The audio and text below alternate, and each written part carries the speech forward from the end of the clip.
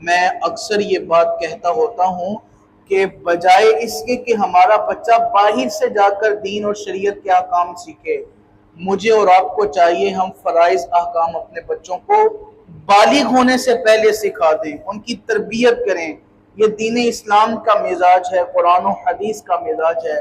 बाहर से जाएंगे, बुरे लोगों से सीखेंगे, बुराई की जानिब जाएंगे।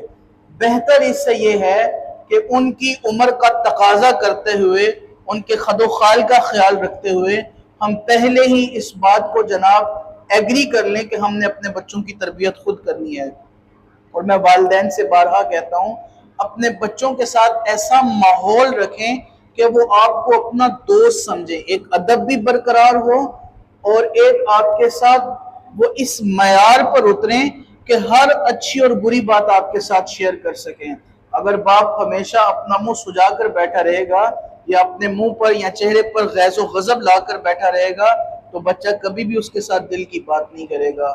लिहाजा बदलते हुए वक्त में, जिद्दत के इस दौर में, भाग दौड़ में हमें चाहिए वालिदैन को अपनी तरबियत का अंदाज बदल लें, थोड़ा मुख्तलफ कर लें, थोड़ा चेंज कर लें, थोड़ा तब्दील हो जाएं। बच्चों के साथ दोस्ताना माहौल में रहिए और गाली निकाल कर बच्चों की तरबियत ना करें, ऐसा डांट कर बच्चों की तरबियत ना करें कि उनकी तजलील हो, उनकी इज्जत नफ्स को ठेस पहुंचे।